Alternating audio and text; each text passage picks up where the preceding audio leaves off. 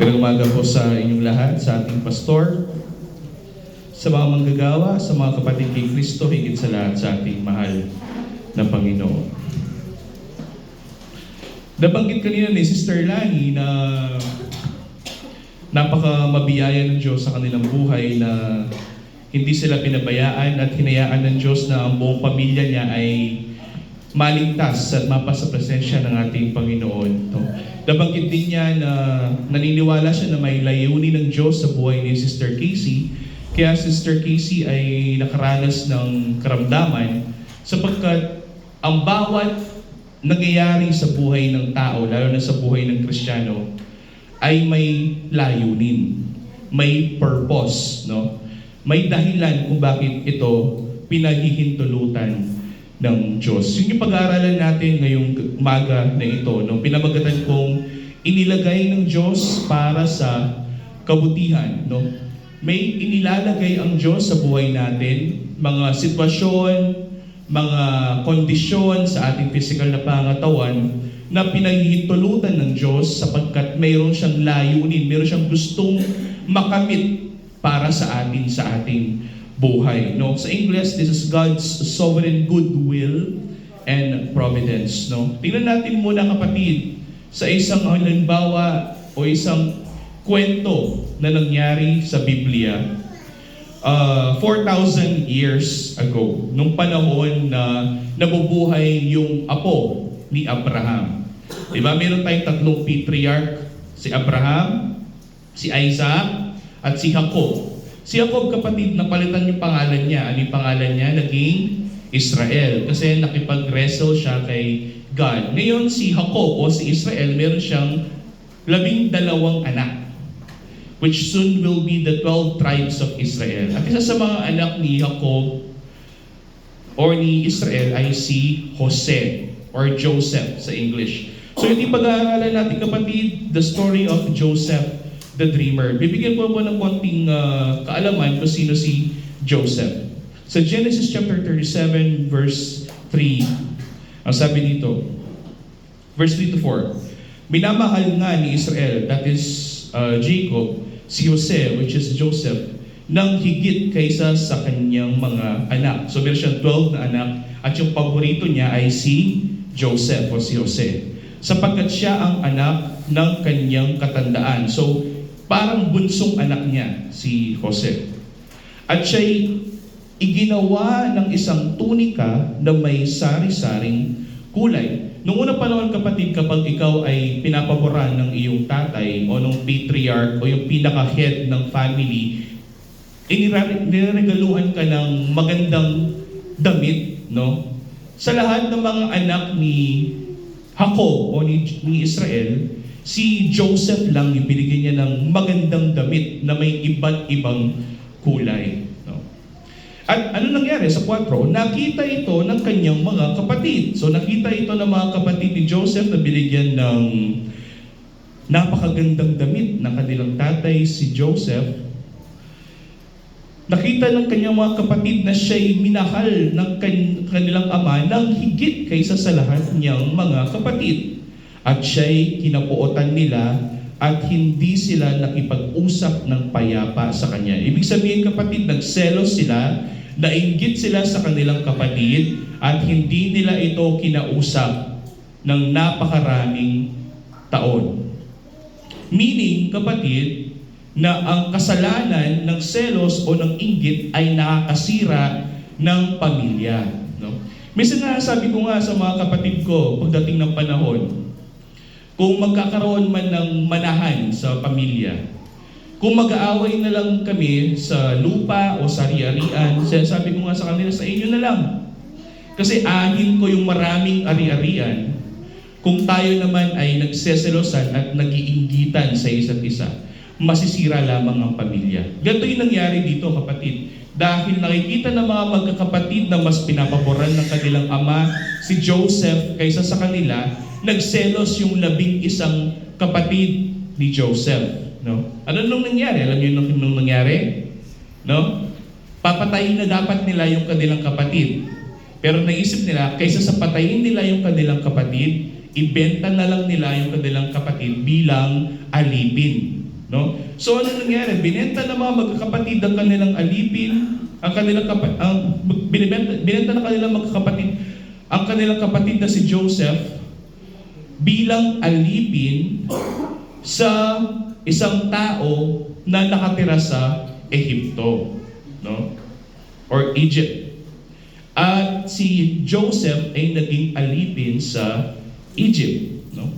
Pero mayroong kakayahan si Joseph na makapagbasa ng mga dreams, no? O yung tinatawag nating panaginip. At nalaman ni Joseph sa kanyang pagbabasa ng mga panaginip na magkakaroon ng famine o yung tagtuyot, no? At taggutom sa kaharian ng Israel, sa kaharian ng Ehipto.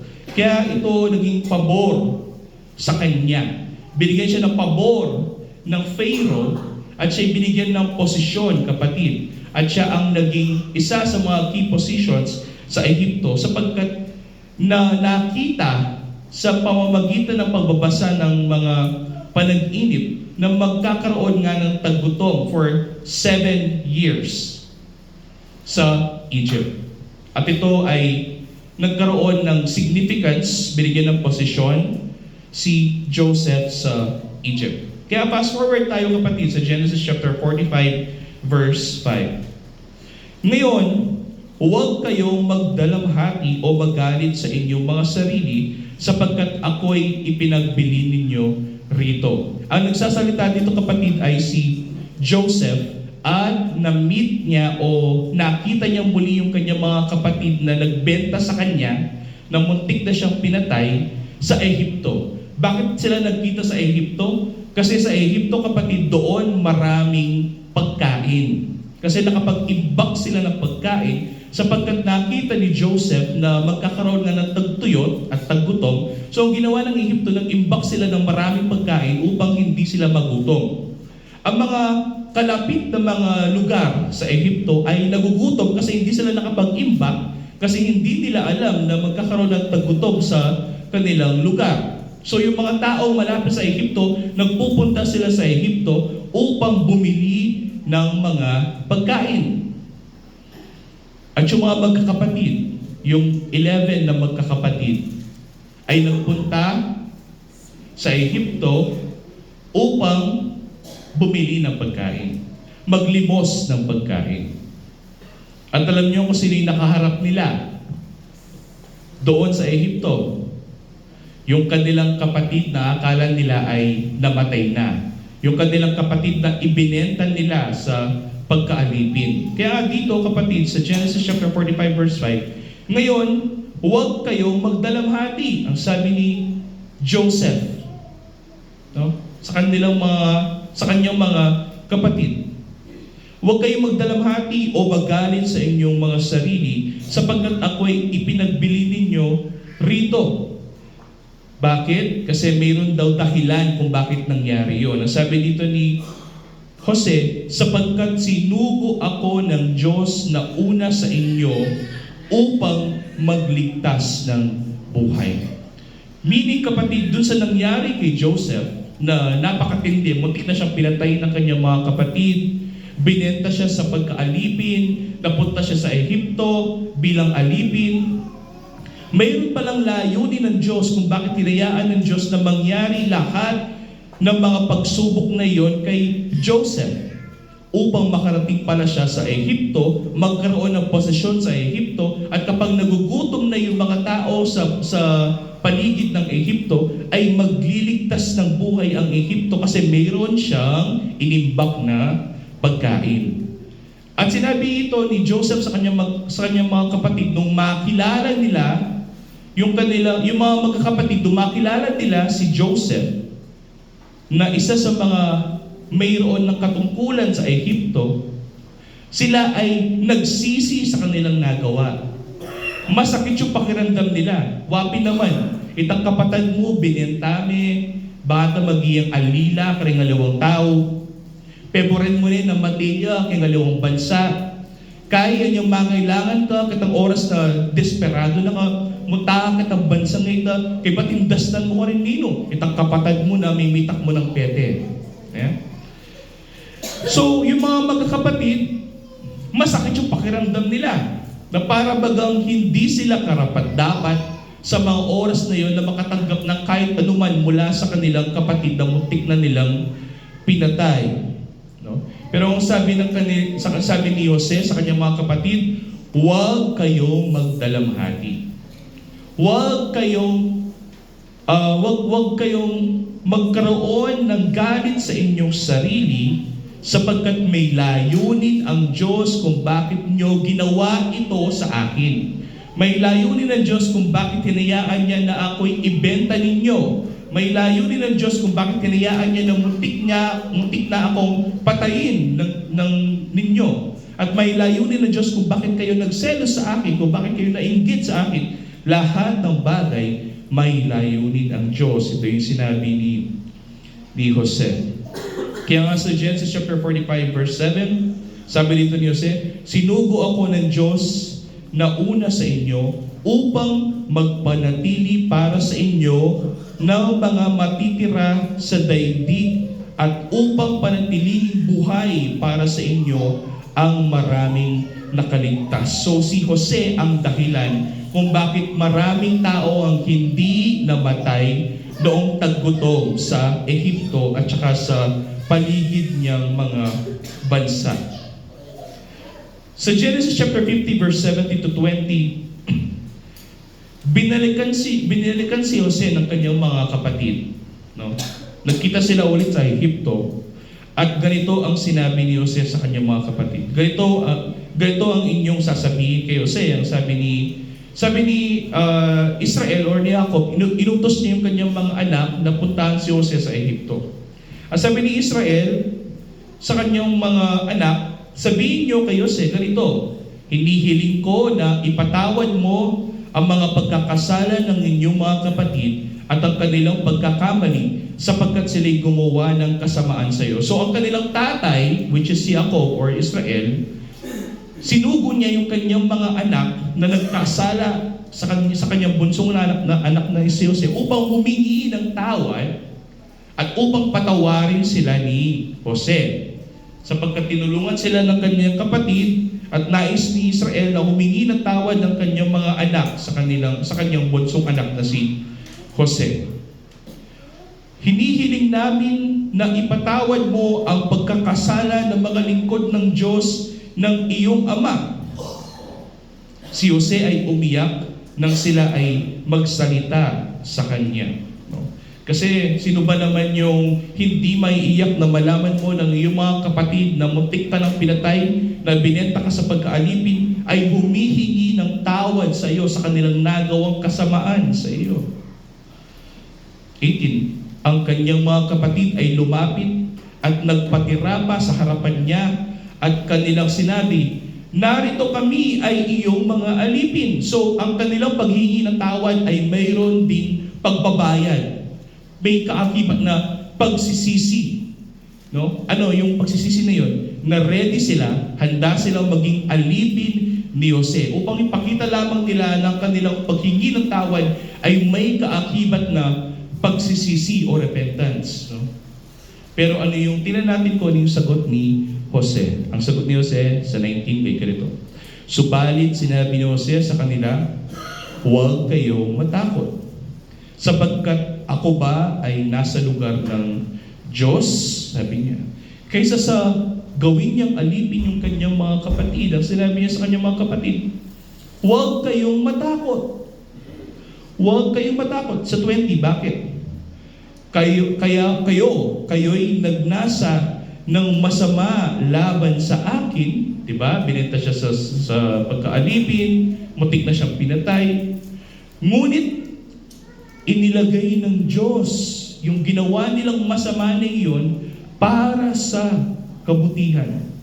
Upang mangyari ang gaya sa araw na ito, upang mapanatiling buhay ang napakaraming tao. Ang lesson dito kapatid, na kahit masama yung nangyari kay Jose, masama yung ginawa ng kanyang mga kapatid sa kanya, ang end game o yung resulta ng masamang ginawa na iyon or the evil itself is still good.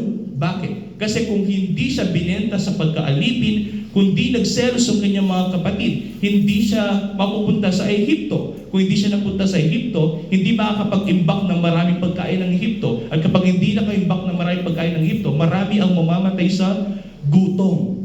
So may dahilan kung bakit nangyari yon. Sabi ni Joseph, inilagay ng Diyos yung mga ginawa ninyong masama sa akin ay inilagay ng Diyos para sa kabutihan. The evil of man was used for the good of everyone. Upang mangyari ang gaya sa araw na ito, upang mamanatiling buhay ang napakaraming tao. At hindi lamang yun, kapatid, pinatawad din ni Jose ang kanyang mga kapatid sa nagawa nilang kasalanan. Ano yung makikita natin dito? Yung pag-iisip ni Jose na kung ano man yung nangyayari sa kanyang buhay, masama man ito o mabuti, ang Diyos pa rin ay mayroong kontrol sa lahat ng bagay. Binenta siya sa pagkaalipin, okay lang sa kanya. Sapagkat alam niya ang Diyos ay may kontrol. Muntik na siyang pinatay ng kanyang mga kapatid, okay lang sa kanya dahil alam niya ang Diyos ay may kontrol. At dahil alam niya na ang Diyos ay may kontrol sa lahat ng bagay, at dahil alam niya na ang Diyos, pinahintulutan niya na talaga siya'y magdusa para mas maraming tao ang maligtas at hindi magutom. Ano yung pag-iisip na yun? Ano yung resulta ng pag-iisip na yun? Natuto siyang magpatawad. Noong oras na yon, ang hirap patawarin, di ba? Muntik ka ng pinatay ng inyong mga kapatid, ibinenta ka sa pagkaalipin ng iyong mga kapatid. Sigurado ikaw mula patawaran. Sabi mo pa sa sarili mo, adyang mateko, wala patawaran din. O diyang bangke na ako, mo pa, yung patawaran din kapatid ko rin. Pero nung oras na yun, kapatid, si Jose ay natutong magpatawad. Bakit? Dahil ang pag-iisip ni Jose, kung ano man ang nangyari sa kanyang buhay, yung inggit ng kanyang kapatid, yung selos sa kanyang kapatid, yung kasamaan ng kanyang mga kapatid sa kanya, pinahintulutan ito ng Diyos upang mangyari ang mas higit na mabuti para sa lahat. Ano yung makukuha natin dito? Take away natin? Ang Diyos ay may kapamahalan sa lahat ng bagay. Siya may control sa lahat ng bagay. Dahil dito, ang tao ay natututong magtiwala sa Diyos. Si Jose ay nagtiwala sa makapangyarihang kamay ng Diyos na alam niyang hindi siya pababayaan, di ba? Na hindi siya iiwan ng Diyos. Kaya nung oras na yun, kapatid, dahil sa tiwalang ito, sa pananampalataya ni Jose, siya ay natutong magpatawad. Dahil alam niya na ginawa ng Diyos ito, hinayaan ito ng Diyos na mangyari ito sa kanyang buhay upang siya'y magkaroon ng posisyon sa Ehipto at makapagligtas ng maraming tao. Kaya pinatawad niya yung kanyang mga kapatid dahil kasangkapan lamang ang kanyang mga kapatid para sa greater good ng lugar nila noong mga oras na iyon. Ginawa ng tao ang kasamaan niya dahil sa puot. Ginawa ng mga kapatid ang kasamaan nila kay Jose dahil napupuot sila sa kanilang kapatid. At ito ay pinahintulutan ng Diyos dahil mayroon siyang layunin. Ano yung layunin Diyos? At ang layunin ay para sa ikabubuti ng mga nagmamahal sa Kanya. So sabi nga ni Sister Lani kanina, may dahilan kung bakit nagkasakit si Sister Casey. May layunin ng Diyos kung bakit nagkasakit si Sister Casey. At nalaman niya kung ano yung layunin ng Diyos sa buhay nila. Ano yung layunin ng Diyos sa buhay nila? Ng kanilang buong pamilya ay maligtas sa biyaya ng Diyos. Kaya kasama natin silang lahat ngayon na nagpupuri, nagpapasalamat sa Panginoon. Tingnan natin, kapatid ko, yung sinasabi ni Pablo dito sa Romans chapter 8 verse 22 to 30. Sapagkat nalalaman natin na ang buong sanlilikha ay sama-samang dumaraing at naghihirap sa pagdaramdam hanggang ngayon. Hindi ba? Mayroon pa rin mga gyera tulad ng Israel at Iran. Mayroon pa rin mga mga sakit na hindi natin kayang pigilan, kamukha ng monkeypox o ng COVID-19 or ng influenza virus. Mayroon pa rin mga plagues na hindi natin kayang pigilan. Mayroon pa rin taghirap. Mayroon pa rin mga taong namamatay sa gutom. Mayroon pa rin mga taong namamatay sa illegal na paggamit ng drugs. No? So mayroong mga kasamaan pa rin na dumaraing hanggang sa mga panahon na ito. Hindi po ba? Bakit? Kasi tayo pa rin ay nasa mundong madilim. At kapag ang mundo ay patuloy na madilim, mayroon nangyayaring kasamaan sa mundong ito. At tayo ay dumaraing sa mga kasamaan na ito. Maraming taong nadadamay kahit sa giyera sa Israel, kapatid. Maraming taong nadadamay. Yung gas lang at saka diesel, kapatid. Tumaas ng 10 piso. Tataas na naman 5 piso next week dahil may giyera sa Middle East. No?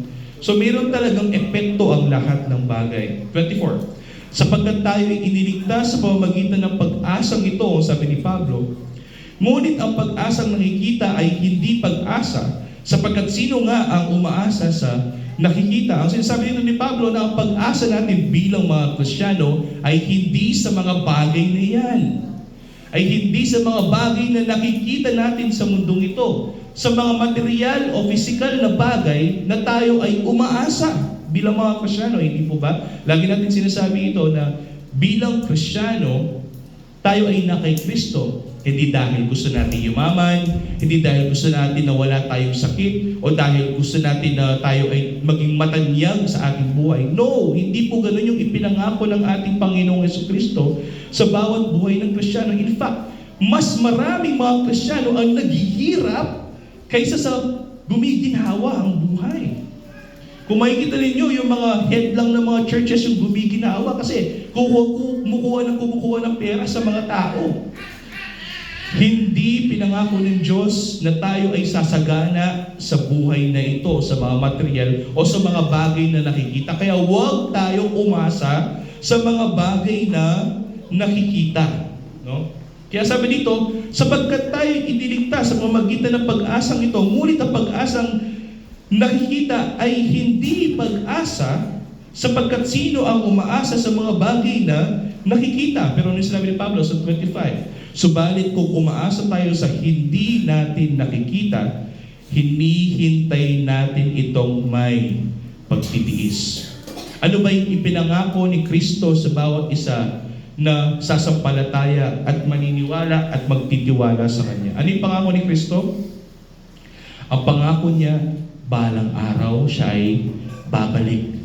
Tayo ay Kanyang kukunin at makakasama natin siya sa langit na wala ng paghihirap, wala ng pagdurusa. Ang gagawin na lamang natin sa langit ay pupurihin, sasambahin, luluwalhatiin natin ang Panginoon na nagligtas sa atin mula sa kasalanan, mula sa paghihirap sa mundong ito. Di ba? Yan yung inaasahan natin. Hindi yung dream house mo, no? Hindi ka nagpunta kay Kristo kasi gusto mo ng mansyon. No! Paano kung hindi binigay ni Kristo yung bahay na gusto mo? Hindi ka na magtitiwala at maniniwala sa Kanya. Pero tandaan, ang kaligtasan ay espiritual. At kung ang kaligtasan ay espiritual, ito ay kaligtasan ng ating mga kaluluwa. So, itong inaasahan natin pag-asa na ito ay pag-asa na hindi nakikita. Bagkus ito'y pag-asa na balang araw kung mamamatay man tayo, tayo ay muling bubuhayin ng Diyos at makakasama natin siya sa langit magpakailanman. Sabihan ng Biblia, anin mo yung lahat ng kayamanan sa mundong ito kung ang kaluluwa mo naman ay masusunog sa impyerno. Walang kwenta. No? 26. At gayon din naman, ang Espiritu ay tumutulong sa ating kahinaan sapagkat hindi tayo marunong manalangin ng nararapat. Ngunit ang Espiritu mismo ang namamagitan na may mga daing na hindi maipahayag. So, kung hindi natin kayang manalangin, kapatid, kaya pa rin nating dumulog sa Panginoon sapagkat mayroon tayong Espiritu Santo sa ating buhay na siyang tutulong sa atin upang lumapit tayo sa Diyos. 27. Ngunit ang Diyos na sumisiyasat ng mga puso ay nakakaalam kung ano ang kaisipan ng Espiritu, sapagkat siya ang namamagitan dahil sa mga banal ayon sa kalooban ng Diyos. Ang Diyos, alam niya kung ano yung iniisip natin, kung ano yung layunin natin, kung ano yung ginagawa natin sa buhay natin, kung ano yung intention natin sa buhay natin. Bakit? Kasi mayroong nasa loob natin na siya'y nagiging witness. No? Alam niya kung ano yung ginagawa natin, kung ano yung iniisip natin. At siya yung nagpapatotoo kung ano man ang intensyon ng ating mga puso. Sino yan? Ang Espiritu Santo na ibinigay sa bawat Kristiyano. No? At kung ano man yung intensyon natin, tandaan natin na mayroon tayong Espiritu Santo na siyang namamagitan sa atin dahil tayo banal at pinapabanal ng tayo ng Diyos sa pamamagitan ng Kanyang Espiritu.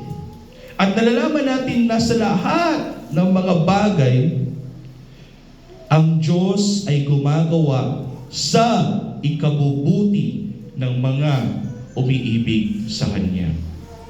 Makikita natin yung word na dyan. At nalalaman natin na sa lahat ng mga bagay, pag sinabing lahat, this is general, this is affirmative, this is positive. All, lahat ng mga bagay, lahat ng mga nangyayari sa ating buhay, ang end game o yung pinaka-resulta ng mga bagay na iyan ay para din naman sa ikakabuti ng mga taong umiibig sa Diyos. Kung hindi nagdusa si Sister Casey, kung hindi nagkasakit si Sister Casey, kung hindi nagkaroon ng matinding karamdaman si Sister Casey, lalapit ba siya sa Diyos? Lalapit ba ang kanyang mga pamilya sa Diyos? Pero minarapat ng Diyos na mangyari ito sa buhay ni Sister Casey upang ang kanyang buong pamilya ay makalapit sa Kanya. May pagdurusa, may kasamaan na nangyari sa buhay ni Sister Casey, pero ang resulta naman ng kasamaan na yon ay para din naman sa kanilang ikakabuti. Diba? Bakit sila narito? Kasi iniligtas sila ng Diyos. Anong ginamit ng Diyos bilang medium ng pagliligtas sa kanila? Binigyan niya ng sakit si Sister Casey. Nahiyaan niya na magkasakit si Sister Casey. At dahil dito, nalalaman natin bilang mga Kristiyano na kahit ano man yung nangyayari sa buhay natin, nagkaroon ka ng karamdaman, nagkaroon ka ng cancer, nagkaroon ka ng bukol sa baga, nagkaroon ka ng, nawalan ka ng trabaho, naghiwalay kayo ng iyong asawa, iniwan ka ng iyong asawa, nasira yung buhay mo, alam natin na may layunin ang Diyos sa mga bagay na yan. At yung resulta ng pagsubok na yan, ang resulta ng problema na yan, ang resulta ng suliranin na yan, ay para din naman sa iyong ikakabuti. Ito yung sinasabi ni Pablo sa atin. Nasasabihin ko rin naman sa inyo. May sakit ka ngayon? May problema ka ngayon? May pagsubok na dinaraanan ka ngayon? Whether ito ay pinansyal, material, physical, or higit sa lahat, espiritual na pagsubok? Nalilito ka ba sa mga nangyayari sa buhay mo? Kini-question mo na ba kung ikaw ba ay ligtas o hindi? Anong gagawin natin? Manalangin tayo sa Diyos. Humingi tayo ng patnubay sa Kanya at tandaan na kung ano man ang nangyayari sa buhay mo, ito ay pinahintulutan ng Diyos sapagkat ang nais ng Diyos sa buhay mo na ikaw, sa tuwing ikaw ay nakakaranas sa mga pagsubok ng mga suliranin, ay lumapit ka sa Kanya, makipag-ugnayan ka sa Kanya, at ikaw ay Kanyang palalakasin. Sabi ko nga, paano mo mas lalong makikilala ang Diyos? Paano ka magkakaroon ng mas lalong relasyon sa Diyos? Kausapin mo siya. Lagi mo siyang kausapin. Manalangin ka lagi sa Kanya. Sasabihin niya, brother yun, hindi naman siya sumasagot eh. Mananalangin, gusto mong sumagot ng Panginoon? Basahin mo ang Biblia. Sapagkat ang Biblia ang salita ng Diyos. Kung nais mong magsalita ang Diyos sa iyo, basahin mo ang Kanyang salita sa Biblia. Kung nais mong magsalita ang Diyos na may tunog, basahin mo ang Biblia ng malakas. No? Ganyan kapatid ang gagawin natin, makipagrelasyon tayo sa Diyos. At tandaan, kung kahit anuman ang nangyayari sa buhay mo, masama man ito o mabuti, ito ay para din naman sa ikakabuti ninyo pagdating ng panahon. Sa kanila na may na mga tinawag, alinsulod sa kanyang layunin. Tayo lahat ay tinawag, alinsulod sa kanyang layunin. Bakit? 29, ito yung mga maganda. Sapagkat ang mga nakilala niya ng una pa ay itinalaga naman niya na maging katulad ng larawan ng kanyang anak. Ang Diyos ay pumipili ng tao. At kapag pinili ka ng Diyos, idadalhin ka niya sa kanyang katawan, which is the church. Nandito ka kasi dinala ka ng Diyos dito. Hindi si pastor yung nagdala sa inyo dito, kundi ang Diyos ang nagdala sa inyo rito. Ang sitwasyon na hinayaan ng Diyos na mangyari sa inyong buhay ang nagdala sa inyo dito. Bakit? Kasi kayo ay itinalaga ng Diyos na maging katulad mo ang larawan ng kanyang anak. Sino yan? Si Jesucristo.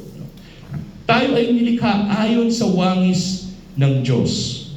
At si Jesucristo ang larawan ng Diyos na hindi natin nakikita. So ngayon kapatid, sinasabi dito ni Pablo na tayo ay itinalaga ng Diyos bilang mga anak upang tayo ay maging katulad din naman ng larawan ng kanyang bugtong na anak na si Jesucristo. Bakit? Upang malaman natin na si Jesucristo ang panganay sa ating lahat. Ang panganay sa ating lahat na magkakapatid, the forerunner. Ibig sabihin ko, ano man yung nangyari kay Kristo, mangyayari din sa atin. Kung inusig si Kristo, uusigin din tayo ng mundong ito. Kung pinako si Kristo sa krus, ipinako din tayo sa krus kasama niya. At kung binuhay muli si Kristo, pagdating ng araw, bubuhayin din tayong muli ng Diyos. Ito yung sinasabi ni Pablo, kapatid. Third, at yung mga itinalaga niya ay kanya namang tinawag. At ang mga tinawag niya ay itinuring niyang ganap. O pinabanal niya, o itinuwid niya, o nagkaroon ng katwiran. At ang mga itinuring naman niyang ganap ay niluwalhati din naman niya. Makikita mo dyan, kapatid, na mayroong progression or tinatawag kong chain, kapatid. Dikit-dikit yan. Hindi mo pwedeng paghiwalayin. Ang pagtatalaga or predestination, ibig sabihin, pinili ka na ng Diyos bago pa itinatag ang mundong ito. At kapag pinili ka niya, yung kanya-kanyang tatawagin. At kapag tinawag ka ng Diyos, lilinisin ka niya, gagawin ka niya mula sa isang makasalanan patungo sa isang banal na tao.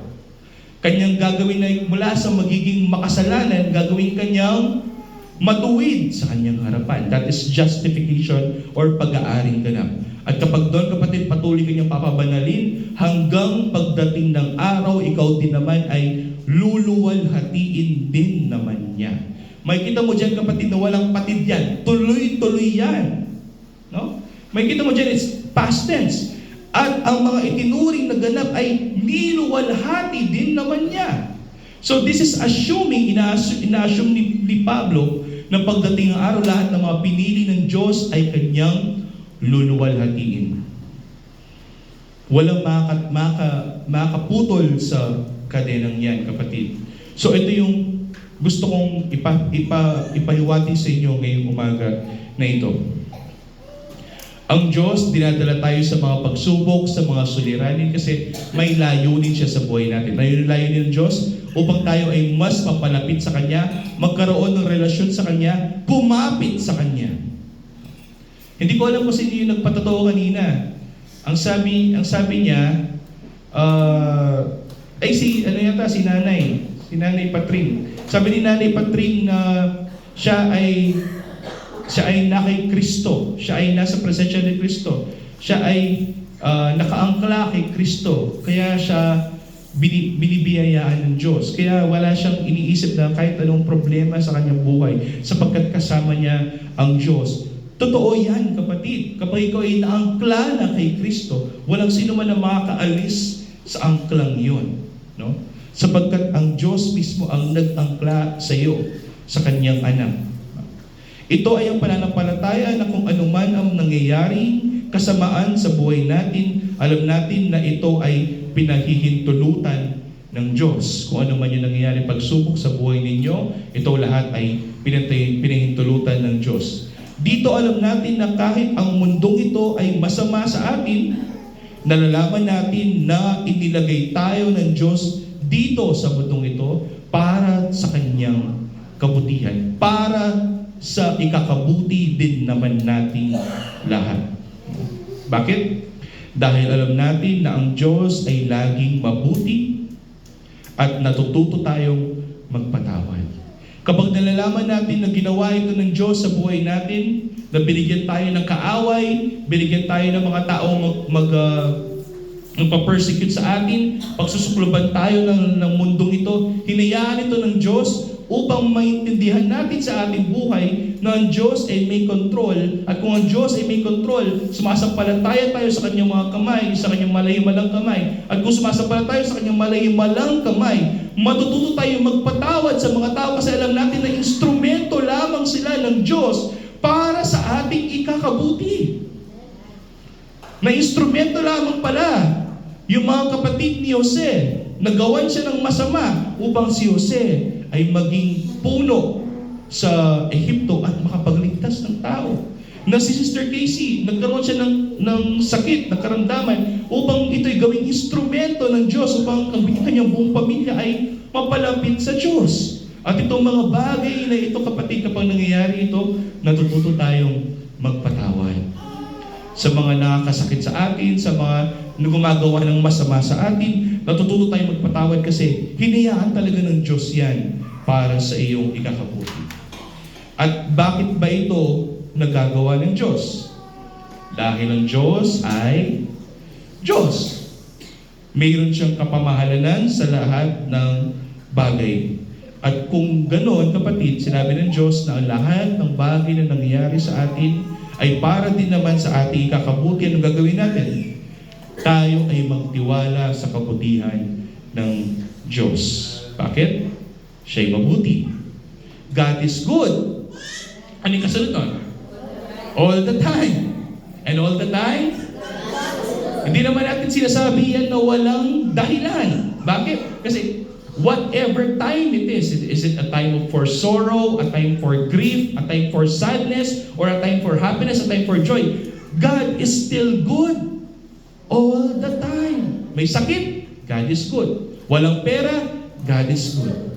And this is what gives us joy. Na alam natin na ang Diyos ay mabuti kahit anong nangyayari sa ating buhay, ang Diyos pa rin ay mabuti. At kung ano man yung nangyayari sa ating buhay, ito rin ay para sa ating ikakabuti kasi mahal natin ang Diyos at ang Diyos ay mahal niya tayo. At tandaan, ang Diyos hindi lamang siya mabuti kapag ikaw ay nabubuhay sa mundo ito. Ang Diyos ay hindi lamang siya mabuti kapag nandito ka sa church, kundi ang Diyos ay mabuti magpakailanman. Mabuti siya noon, mabuti siya ngayon, at mabuti siya bukas. Lahat ng yan, kapatid, ay dahil ang Diyos natin na makapangyarihan ay mabuti sa lahat ng Ama, maraming salamat sa iyong banal na salita. Maraming salamat o Diyos na bagamat hindi kami karapat-dapat, kami ay iyong iniligtas. Maraming salamat o Diyos sa mga pagsubok, sa mga suliranin, sa mga karamdaman, nararamdaman namin. Dahil dito, mahal na Panginoon, kami ay mas lalo napapalapit sa iyo. Mas lalo kaming umaasa sa iyong malahimalang mga kamay. Mas lalo kaming nananampalataya sa iyong kapangyarihan na gumawa ng solusyon sa aming mga problema. Maraming salamat o Diyos, sapagkat alam namin na itong lahat ng mga bagay nito ay para sa aming kakabuti dahil ikaw ay mabuti. Salamat, mahal na Panginoon, lahat ito ay aming dinudulog sa ngalan ni Jesus, aming tagapagligtas.